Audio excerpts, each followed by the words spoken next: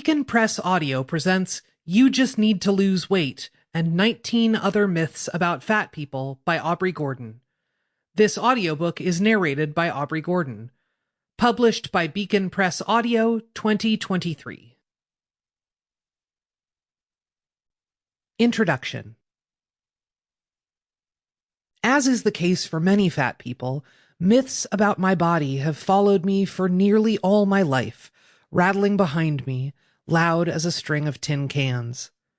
Since grade school, I have been taught that some bodies are meant to be seen and that mine isn't one of them. I've worn plus sizes since adolescence. I've worn the larger end of plus sizes, size 26 and up, since college. In that time, my politics around fatness have been increasingly clearly articulated to my friends, family, colleagues, and acquaintances. They know that I am fat, and that I've long since stopped trying to make myself thin. Some have worked to better understand and respect my experience as a fat person. Despite all that wind at my back, even in my closest relationships, I am followed closely by a series of nagging myths about what it means to have a body like mine. Even those who have known me for years still wonder aloud about my health and mortality. Some wince or correct me when I refer to my own body as fat. And holidays with family still include open complaining from thin members who sat next to a fat person on a plane. Even after years of researching, writing about, and trying to understand anti-fatness, I continue to be caught off guard by their comments. They're rarely a surprise, but I still sometimes find myself straining to explain why what they just said was profoundly misguided and hurtful. And I know I'm not alone.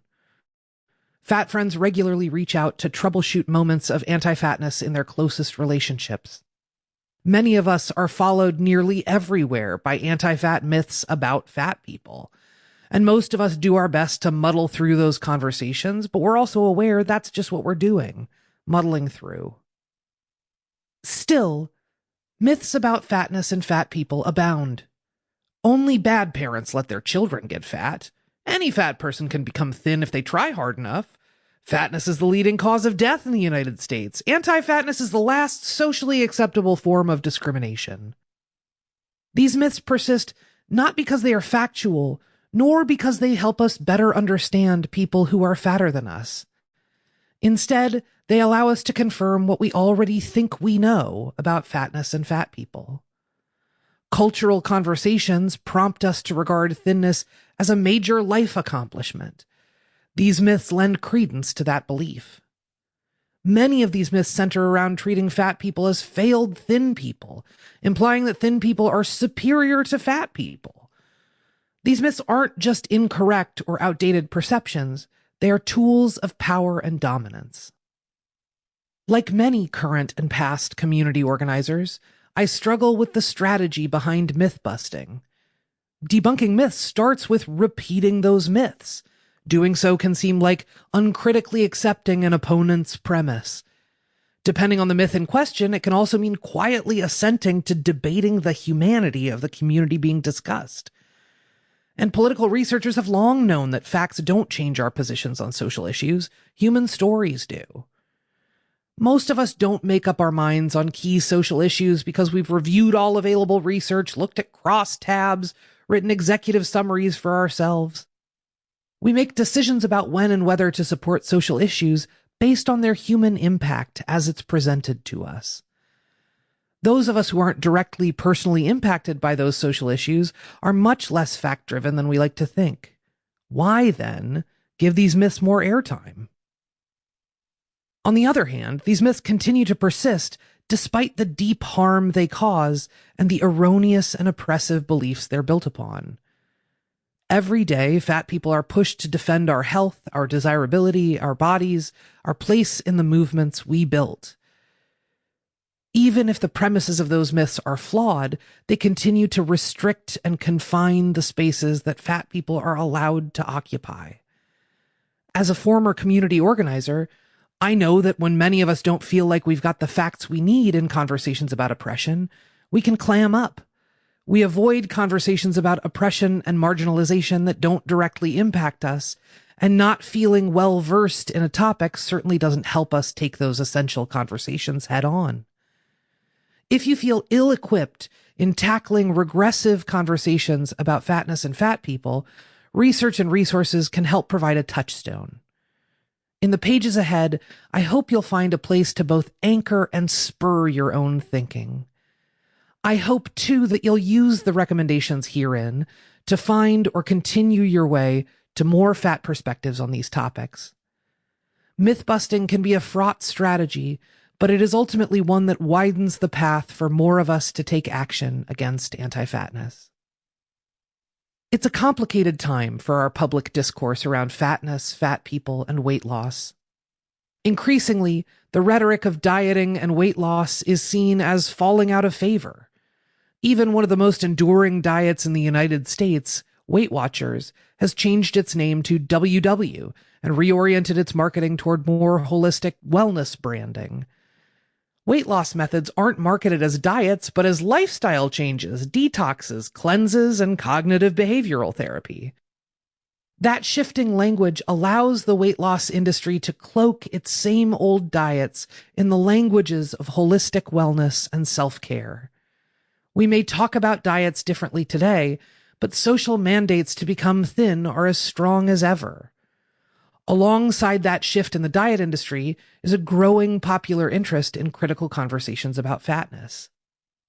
Recent years seem to have brought a new wave of thin people thinking more broadly about their own body politics and, more precisely, about their role in ending anti-fatness. And that influx of new attention is prompting vital conversations about the goals and strategies of fat activist movements. What are fat people's visions for harm reduction, justice, and liberation? What strategies will most effectively get us there? Can differing or conflicting strategies coexist? Under what circumstances? Do thin people have a role to play in ending anti-fatness? What should their role be or not be? As I write this in early 2022, a range of answers to each of those questions is being advanced by fat activists every day. These conversations are at once endemic and vital to any movement for social justice. They collectively drive us toward clearer visions of a more just world and more focused strategies to deliver us to those visions. And against that increasingly complex backdrop, fat people are still navigating anti-fatness on a daily basis. We are still besieged with incessant and unsolicited instruction about our perceived health, our clothing, our love lives, and more. What lies ahead is an offering for anyone, fat or thin, struggling to interrupt moments of anti-fatness in their daily lives. It's a compilation of research and thinking on some pernicious and persistent myths that perpetuate anti-fatness, disregard fat people's humanity, and pathologize our bodies. It's an invitation to revisit the anti-fat biases nearly all of us carry with us, and to reground our ideas about fatness in personal experience, data, and the fundamental dignity of fat people. As with any resource or offering, take what's useful here and leave what's not. Put this to use as you see fit.